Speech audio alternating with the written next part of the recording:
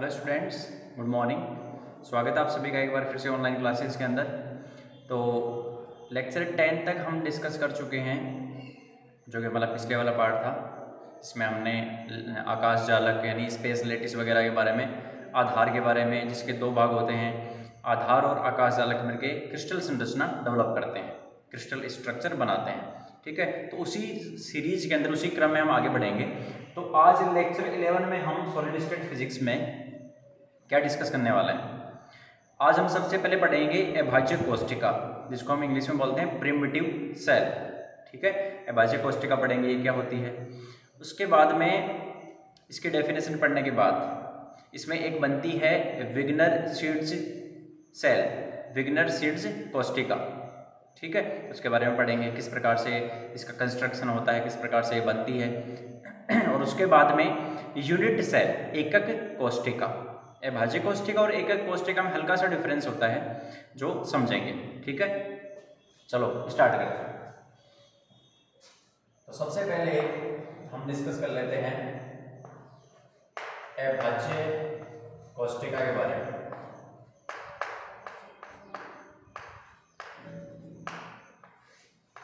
जिसको बोलते हैं प्रिमिटिव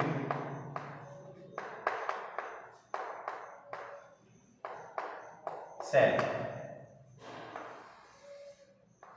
अभाज्य कोष्ठिका, हेडिंग डाल लो, अभाज्य कोष्ठिका। अब ये अभाज्य कोष्ठिका बनती कैसे है। देखो, अपने पास ए vector, B vector, C vector, अपने पास ये क्या है, मूलभूत आधार सदिश कहलाते हैं। अब यदि ये अभाज्य हों तो इन अभाज्य आधार सदिशों से जो समानांतर षटफलक बन जाए, ठीक है, मान लो कि इस प्रकार से बनता है।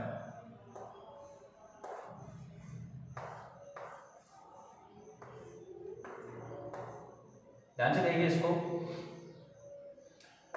ए वेक्टर, ठीक है, यदि हम यहां पर लिखूं ए वेक्टर, बी वेक्टर और ये ऊपर वाला सी वेक्टर, तो ए और बी मिलके तो तल बनाएंगे, प्लेन बना लेंगे नीचे वाला ये वाला, और इसको सी हाइट तक उठाएंगे तो ये इसका पूरा क्या आ जाएगा, वॉल्यूम आ जाएगा। कहने का मतलब ये 3D में हो जाएगा।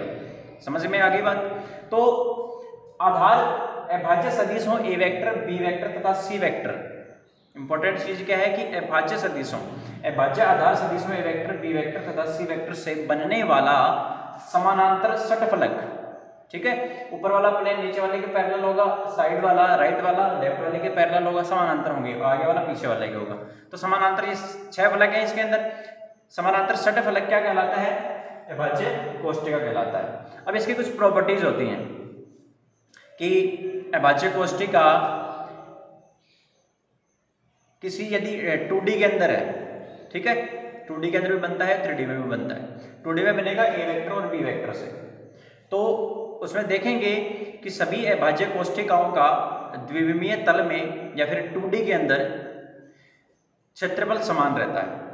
ठीक है, 2-3 बनाएंगे और वो देखेंगे, ये इसका पहली प्रॉपर्टी है। 3D के अंदर बात करेंगे तो 3D में उनका क्या रहेगा, आयतन समान रहेगा सभी अभाज्य कोष्ठिकाओं का। जैसे एक क्रिस्टल संरचना है, अब अभाज्य कोष्ठिका के बार बार पुनरावृत्ति से क्या बनता है कि क्रिस्टल की ज्यामिति अपने को प्राप्त होती है, क्रिस्टल संरचना बनती है। ये भी इसका क्या है, एक प्रॉपर्टी है। तो 2D में क्षेत्रफल समान रहता है, 3D में क्या रहता है, आयतन समान रहता है। क्लियर। और एक अभाज्य कोष्ठिका में औसत एक जालक बिंदु ही पाया जाता है। तो किस प्रकार से पाया जाता है वो देखेंगे। तो सबसे पहले इसकी डेफिनेशन लिख लो।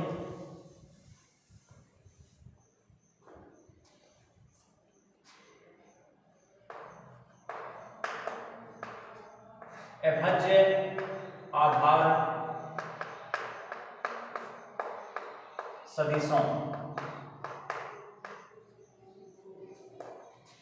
ए वेक्टर, बी वेक्टर कॉमा सी वेक्टर से, अभाज्य आधार सदिशों से बनने वाला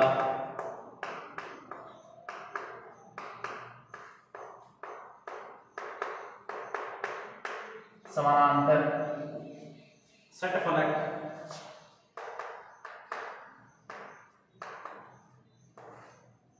अभाज्य कोष्ठिका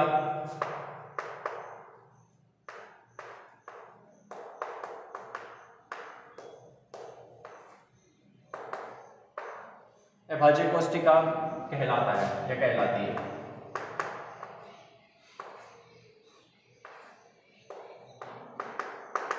ठीक है, समझ में आ गई बात। अभाज्य सदिशों, अभाज्य आधार सदिशों A vector B vector C vector से बनने वाला, ये एग्जांपल दिया है मैंने। अब ए वेक्टर और बी वेक्टर भी हो सकता है जब वो क्या बनाएंगे 2D में होंगे, से बनने वाला समानांतर षटफलक अभाज्य कोष्ठिका कहलाती है। अब देखिए इस प्रकार से बना लो इसको,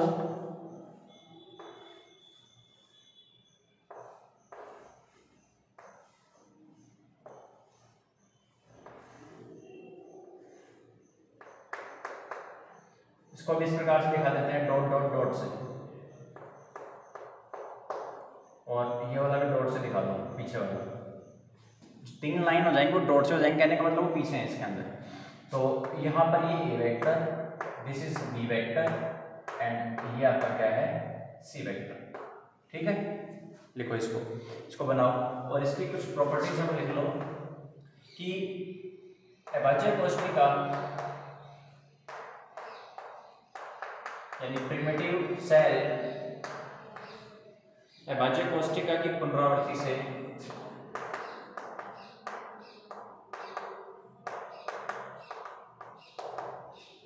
अभाज्य कोष्ठिका की पुनरावृत्ति से क्रिस्टल संरचना प्राप्त होती है। क्रिस्टल संरचना प्राप्त होती है। इसके अंदर एक क्रिस्टल संरचना का व्यापक संदेश होता है। ठीक है, लिखने की जरूरत नहीं है। अब लिखिए द्विविमीय, ठीक है, 2D स्पेशलिटीज, ठीक, या 2D क्रिस्टल, द्विविमीय क्रिस्टल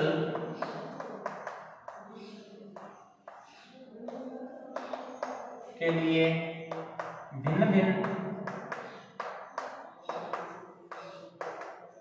अलग अलग, ठीक है, कि जैसे 2D का बनाएंगे, एग्जांपल लेंगे, अभी आप ज्योमेट्री ड्रॉ करेंगे, ज्योमेट्री उससे समझ में आ जाएगा कि द्विविमीय क्रिस्टल के लिए भिन्न भिन्न अभाज्य कोष्ठिकाओं का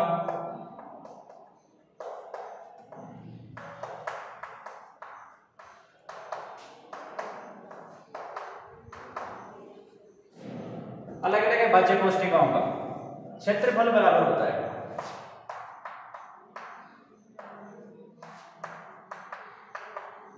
क्षेत्रफल बराबर होता है, एरिया बराबर होगा। किस प्रकार से होगा, जरा इधर देखना। मान लो कि हम 2D के अंदर इस प्रकार से बना रहे हैं, इस प्रकार से हमें एक प्लेन लेना पड़ेगा, ये लो, ये बना दिए मैंने, ज्यादा कर दूं, ठीक है। अब देखिए यहां पर इस प्रकार से हो सकता है,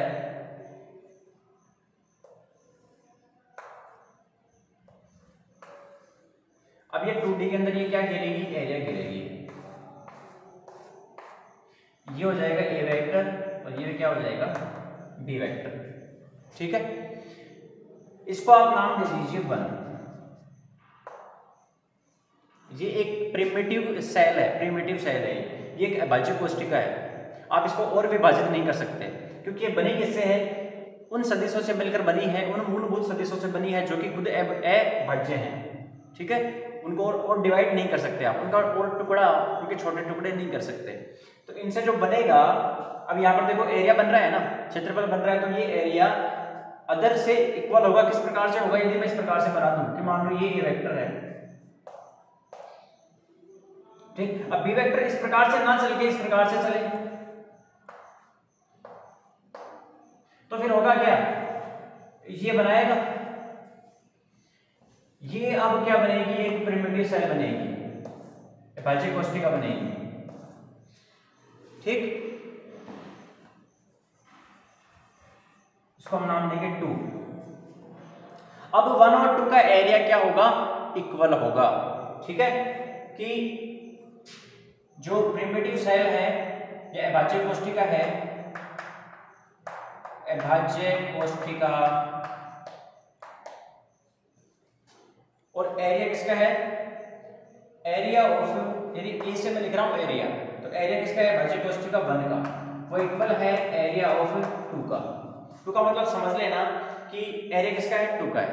इन दोनों का एरिया क्या होता है, इक्वल होता है। क्यों, क्योंकि यहाँ पर ये ए वेक्टर है, हो सकता है कि बी वेक्टर या तो ये होगा या फिर ये इस प्रकार से हो सकता है। इसका एरिया, ये देखा गया है कि इसका एरिया इसके बराबर होता है, तो ये इसकी क्या होती है, एक प्रॉपर्टी होती है। ठीक है, बनाओ इसको, नोट करो। अब यदि मान लो कि फॉर एग्जांपल यहां पर इस प्रकार से मैं लिखता, यदि मैं इसको बनाता और इस टोटल एरिया लेता, यानी एक आगे और बढ़ा दिया मैंने, और फिर इसको बोलता मैं 2, तो फिर एरिया इक्वल नहीं होता, फिर इसका एरिया इसके क्या हो जाता, जस्ट डबल। ठीक है, इसको भी ध्यान में रखना। चलो नोट करो।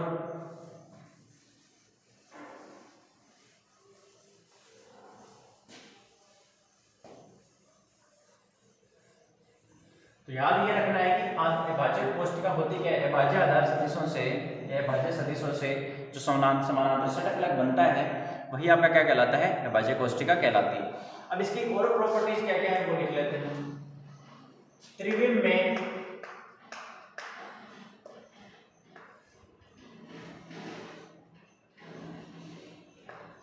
त्रिविम का मतलब हो जाएगा 3D। तो 3D के अंदर क्या होगा, जब 3D के अंदर अपन बनाएंगे तो वहां पर अपन देखते हैं कि पूरे अपने क्रिस्टल स्ट्रक्चर के अंदर, ठीक है, अलग अलग जालक बिंदु होंगे। तो वहां पर यदि हम अभाज्य कोष्ठिका बनाएं 3D में, तो 3D में A B C तीनों आएंगे, तो वहां पर उनका पहले का, दूसरे का, तीसरे का, उन सबका आयतन बराबर होता है। त्रिविम में भिन्न भिन्न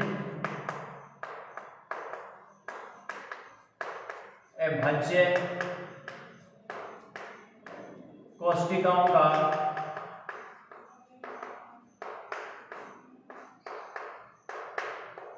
आयतन बराबर होता है।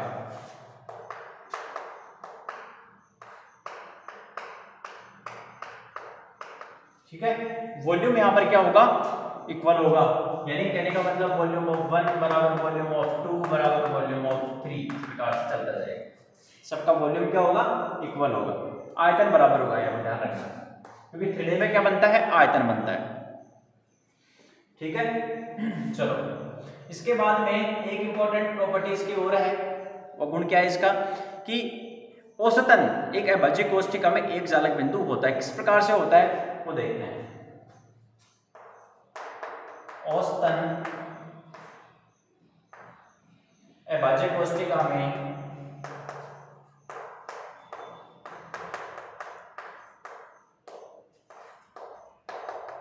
एक जालक बिंदु उपस्थित रहता है।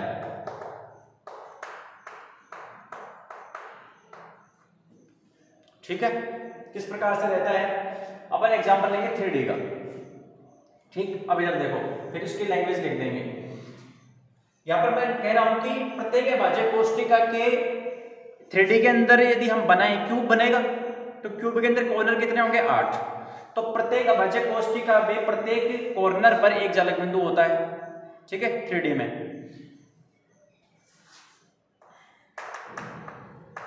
3D में प्रत्येक अभाज्य कोष्ठिका के, पहले इसको लिख लेते हैं, फिर इसकी जो डायग्राम है, डायग्राम से समझेंगे कि एक ही कैसे होता है। 3D में प्रत्येक अभाज्य कोष्ठिका के कोने पर एक जालक बिंदु। मैं कह रहा हूं कि प्रत्येक अभाज्य कोष्ठिका के कोने पर, यानी ये कोना कॉर्नर जो आएगा यहां पर वो आएगा प्रत्येक, यानी ये 8 कॉर्नर है तो कितने होंगे, 8 कोने पर एक जालक बिंदु होता है। इसकी एक्सप्लेनेशन है ये जो पॉइंट लिखा है इसकी एक्सप्लेनेशन है ये। एवं इनमें से प्रत्येक जालक बिंदु जो कि कॉर्नर पर एक है, अब जैसे एक कोना आपने चूज कर लिया, एक कॉर्नर ले लिया, वहां पर एक जालक बिंदु होगा, वो जालक बिंदु, इनमें से प्रत्येक जालक बिंदु निकटतम 8 अभाज्य कोष्ठिकाओं से घिरा रहता है।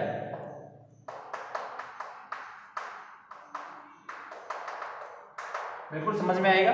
देखिए थोड़ा पेशेंस रखिए। प्रत्येक जालक बिंदु निकटतम 8 अभाज्य कोष्ठिकाओं से घिरा रहता है। अतः इस प्रकार से उसका योगदान कितना हुआ, देखो इस प्रकार से है ये,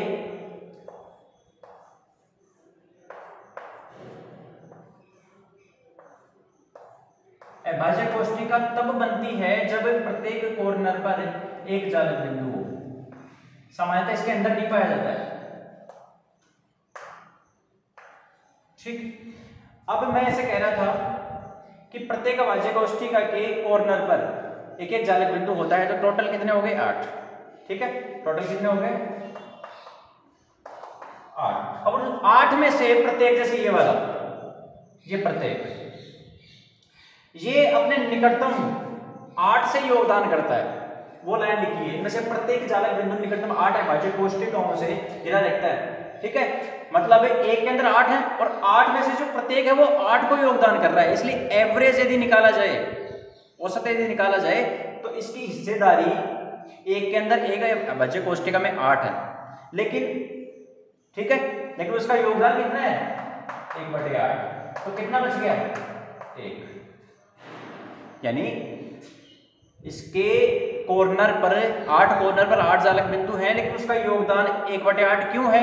क्योंकि इसकी हिस्सेदारी 8 अभाज्य कोष्ठिकाओं से है। मैं समझाऊं, बनाऊंगा अभी डायग्राम, यहाँ पर दिख जाएगा तुम्हें कि 8 से कैसे है। ठीक है, तो इफेक्टिव 8 गुणा उसका योगदान, तो यहां से कितना आएगा 1। इसलिए औसतन इसमें क्या होता है, एक जालक बिंदु ही लेके चलते हैं, क्योंकि उसका योगदान 8 का 1/8 है, इसलिए 1 का कितना आएगा 1। समझ में आ रही है बात? एक अभाज्य कोष्ठिका में औसतन कितने जालक बिंदु होते हैं 1। लिखो, इसको नोट करो।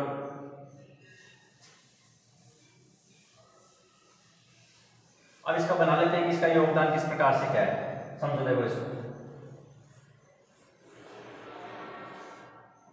देखो यहां पर बनाते हैं एक,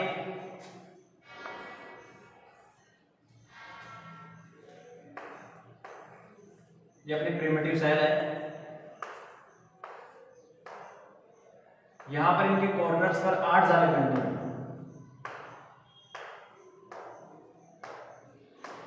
ओके, अब मान लो कि इसको मैं चूज करता हूं कि इसकी हिस्सेदारी देखते हैं इस जालक बिंदु की कितनी है। 8 से होनी चाहिए। किस प्रकार से होनी चाहिए, देखो इस रेखा के समांतर यहां पर एक लाइन खींच दो इस प्रकार से, ये वाली। ठीक है, ओके, और इसके समांतर ये लो, इसके समांतर ये वाली लाइन खींच दी और इसको इससे मिला दिया। ठीक है, एक और बन गया क्यूब बन गया। ठीक है, अब आगे भी बनाना है इधर, ताकि ये ढक जाए पूरा। किस प्रकार से बनाना है, इस प्रकार से बनाना।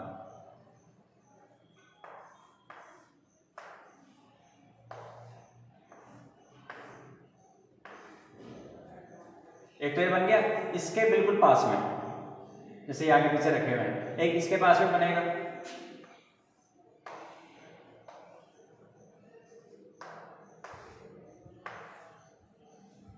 ठीक है, तो ये देखो 4 बन गए।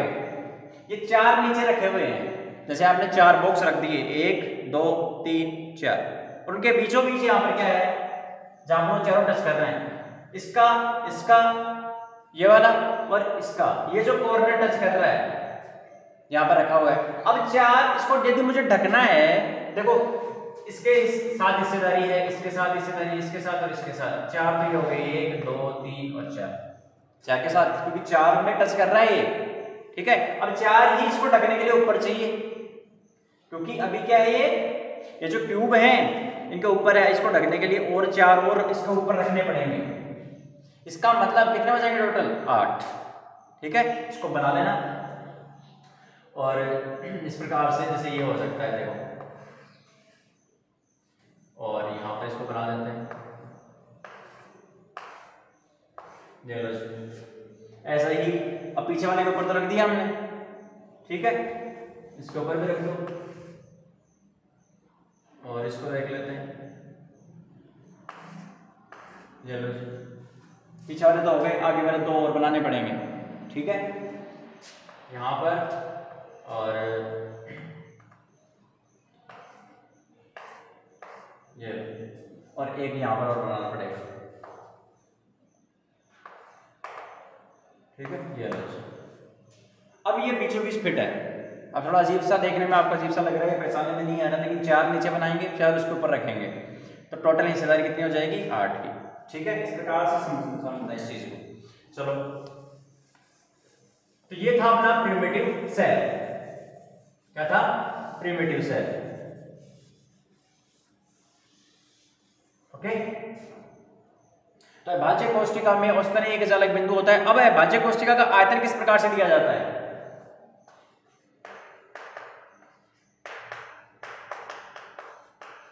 अभाज्य कोष्ठिका का आयतन, अभाज्य कोष्ठिका का आयतन निकाला जाता है सदिश त्रिक गुणनफल से। सदिश त्रिक गुणनफल। और सदिश त्रिक गुणनफल क्या कहता है? ये कहता है A vector dot B vector cross C vector. ये किसके बराबर होगा? आयतन के बराबर होगा। ये किसका आयतन है? प्रिमिटिव सेल का। पी का मतलब यहां पर समझेंगे प्रिमिटिव सेल, अभाज्य कोष्ठिका। तो इस अभाज्य चालक की अभाज्य कोष्ठिका का आयतन आएगा A vector dot B vector cross C vector. पहले और बी और सी का क्रॉस होगा, फिर वहां से जो सदिश आएगा उसका डॉट होगा ए वेक्टर के साथ। इस तरह लगाने का समीकरण, ये इसका क्या हो गया? आयतन हो गया। अब यदि आपको इसको कन्वर्ट करना है, जैसे मान लो कि Vp बराबर आ गया A vector dot B vector cross C vector. यदि इसे डेंसिटी निकालनी है, अभाज्य कोष्ठिका का घनत्व, तो घनत्व को हम रो से डिनोट करते हैं। और घनत्व होता क्या है? द्रव्यमान अभाज्य कोष्ठिका का प्रभावी द्रव्यमान बटे उसका आयतन। ठीक है, तो द्रव्यमान अब बाद में जब एक एक कोष्ठिका का पढ़ेंगे, एक एक कोष्ठिका पढ़ेंगे, उसमें भी निकालेंगे। तो द्रव्यमान बटे आयतन। अब मान लो कि अणुओं की संख्या है अभाज्य कोष्ठिका में n है और प्रत्येक अणु का द्रव्यमान m है, तो टोटल मास कितना हो जाएगा? m into n। अरे एक का मास है m और n अणु है, तो कितना हो गया? n से मल्टीप्लाई करना पड़ेगा ना। ठीक है, v। अब ये जो यहाँ पर m है, ये प्रत्येक अणु का क्या है? द्रव्यमान। मोलर में कन्वर्ट करना हो इसको। ठीक है, तो मोलर में कन्वर्ट कैसे करेंगे इसको? लिखेंगे यहाँ पर मोलर द्रव्यमान n बटे इस m की जगह में क्या मैंने क्या पुट कर दिया?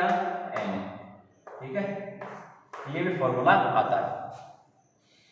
यहाँ पर n क्या है? एवोगैड्रो नंबर, और m क्या है? मोलर द्रव्यमान। इस प्रकार से इसको नोट कर लो। ये इसका द्रव्यमान हो गया। अब हमने अभाज्य कोष्ठिका पूरी पढ़ ली कि अभाज्य सदिशों से बनने वाला समानांतर षटफलक जिसमें औसतन एक चालक बिंदु होता है, जिसमें यदि 2D के अंदर बनाए तो एरिया बराबर होता है, 3D में बनाए तो वॉल्यूम बराबर होता है। ठीक है, और इसके बार बार पुनरावृत्ति से क्रिस्टल संरचना बनती है। ठीक है, ये क्या कहलाता है? अभाज्य कोष्ठिका। अब इसमें लिखो विग्नर शीट्स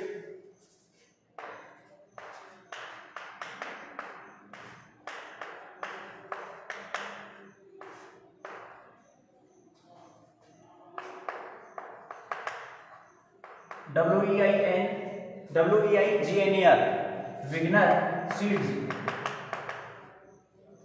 सेल। ठीक है, विग्नर सीड्स कोष्ठिका।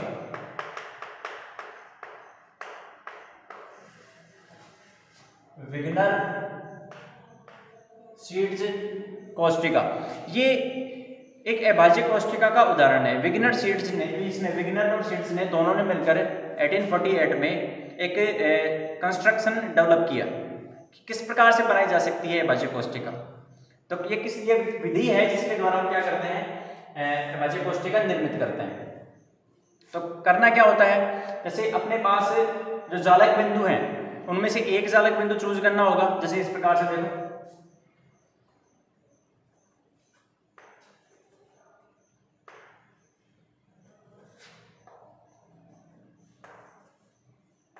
जितनी दूरी ये है उतनी ही इस प्रकार से लेना। ठीक है।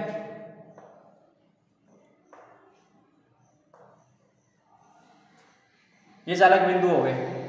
अब इसमें प्रत्येक, जैसे ये चालक बिंदु आपने चूज कर लिया, ठीक। इस चालक बिंदु से सबसे पहला काम क्या करना होता है कि दिए गए चालक बिंदु से अन्य चालक बिंदुओं को समांतर रेखा के द्वारा मिलाइए। जैसे यहां पर एक समांतर रेखा खींच दी, इसको भी इससे मिला दिया, ठीक है, इससे मिला दिया, इससे मिला दिया और सामने वाले से मिला दो, इससे मिलाइए, इससे, और ये लीजिए, समांतर रेखाओं के द्वारा मिला दिया जाता है। मिला दिया, एक दिए गए चालक बिंदु को अन्य चालक बिंदुओं से एक समानांतर रेखा, ये समांतर रेखा के द्वारा मिला दो, जोड़ दे। उसके बाद में जैसे ये चालक बिंदु है और ये दूसरा है, इस समानांतर रेखा को, इस समानांतर रेखा के मध्य बिंदु, जैसे मान लो कि ये A है और ये P है, तो AP/2 कहां पर कट करेगा? यहां पर। यहां पर क्या करना पड़ता है? एक लंबवत तल से काटना पड़ता है कि प्रत्येक समांतर रेखा को या प्रत्येक सरल रेखा को, सरल रेखा बोलना ज्यादा सही रहेगा, प्रत्येक सरल रेखा को एक लंबवत तल के द्वारा मध्य बिंदु से काटा जाता है। तो इस प्रकार से देखो, मध्य बिंदु इसका क्या होगा? ये वाला होगा, यहां से। ये एक तल है, ठीक है, ये एक प्लेन है जो इस प्रकार से जा रहा है काटते हुए, इसको प्लेन है, ध्यान रखना, एक लाइन नहीं है। ऐसे ही यहां पर कटेगा मध्य बिंदु से, तो ये हो गया, इसका सेंटर कुछ यहां पर आएगा, तो ये एक तल हो गया जो कि इसको इस प्रकार से काटते हुए जाएगा। यहां पर हो गया ये वाला तल, यहां पर हो गया इस बिंदु पर तल, यहां पर हो गया ये वाला तल, और यहां पर हो गया ये वाला तल, और यहां पर ये लीजिए। अब जो आपने तल काटे हैं उनको इस प्रकार से ज्वाइन कीजिए, ध्यान से, ये वाली बाउंड्री है ये,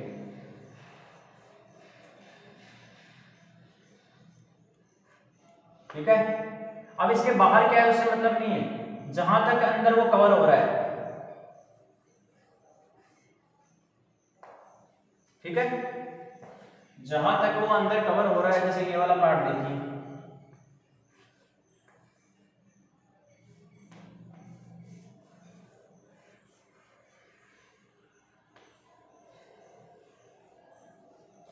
ठीक है, ये संरचना बनी अंदर वाली। यहां पर इसको क्या बोलते हैं? इन तलों के द्वारा एक त्रिविम में, ठीक। अब मान लो कि यदि 2D में है, 2D में है, तो फिर यहां पर ये क्या बनेगा? एक विग्नर शीट्स 2D के अंदर बनेगा सेल, तो इसको बोला जाता है विग्नर शीट्स कोष्टिका।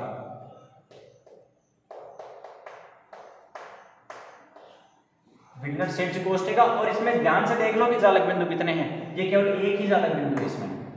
ये क्या है? एक अभाज्य कोष्टिका है, क्योंकि अभाज्य कोष्टिका में औसतन एक चालक बिंदु होता है। तो एक विधि है जिसके द्वारा अभाज्य कोष्टिका प्राप्त की जाती है। देख लो यहाँ पर एक ही अभाज्य बिंदु है, ठीक है, कंडीशन फुलफिल हो रही है। तो इसको बनाएंगे और यहाँ पर लिखेंगे, इसमें सर्वप्रथम किसी चालक बिंदु से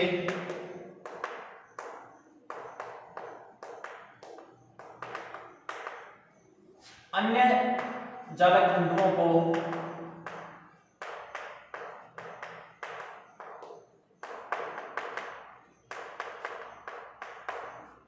सरल रेखा द्वारा जोड़ा जाता है, ठीक है। दूसरा काम क्या करना है इसमें? जोड़ दिया। जोड़ने के बाद में प्रत्येक सरल रेखा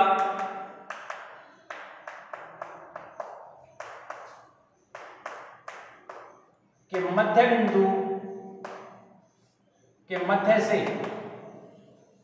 प्रत्येक सरल रेखा के मध्य से लंबवत तल खींचा जाता है,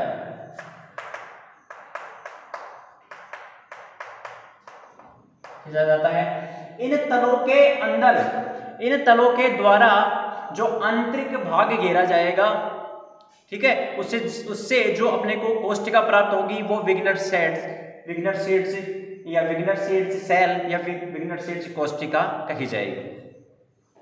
इन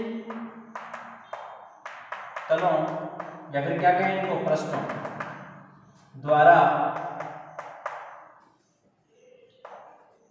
घेरी गई, इन तलों द्वारा घेरे गए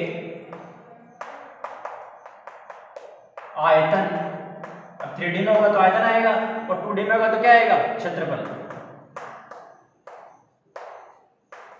इन तलों या पृष्ठों द्वारा घेरे गए आयतन से प्राप्त कोष्टिका विग्नर सेड्स कोष्टिका कहलाती है। बहुत आसान है।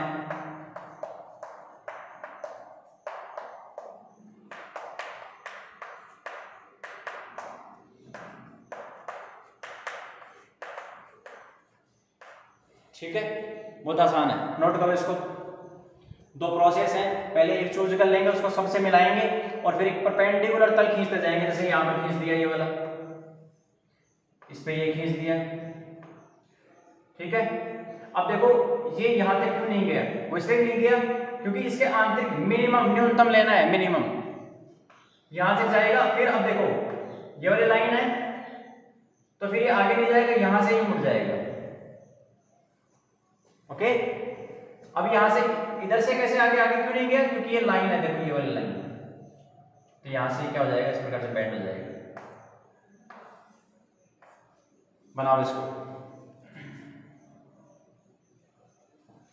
तो विग्नर सीड्स कोष्टिका कंप्लीट। अब इसमें एक लाइन और लिख लो कि इसमें विग्नर सीड्स कोष्टिका में एक चालक बिंदु पाया जाता है। लिखो विग्नर सीड्स बच्चे कोष्टिका में एक चालक बिंदु उपस्थित रहता है।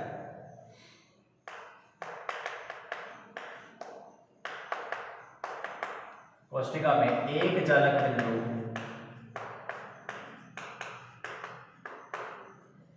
बिंदु उपस्थित रहता है।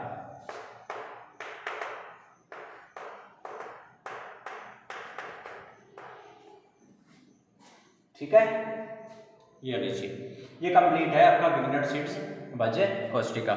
इसके बाद में नंबर आएगा एकक कोष्टिका का, और उसके बाद में हम पढ़ेंगे ब्रेवे चालक, ब्रेवे लैटिस, जिसमें जितने भी क्रिस्टल हैं उनको 7 मूलभूत क्रिस्टलों में बांटा गया था। CTORHMT, क्यूबिक, टेट्रागोनल, ऑर्थोरोम्बिक, ठीक है, CTOR, फिर rhombohedral, H hexagonal, T triclinic और M मोनोक्लिनिक। ये फॉर्मूला है CTORHMT, आप केमिस्ट्री में पढ़ते होगे, वो पढ़ना है इसके बाद में। ठीक है, तो सबसे पहले एक कोष्टिका पढ़ेंगे, यूनिट सेल वो क्या होती है, उसके बाद में हम चलेंगे बाकी वाले पोर्शन के ऊपर। ठीक है, तो इसको रिवाइज करना और शुरू से रिवाइज करते रहो, पूरा पढ़ना है।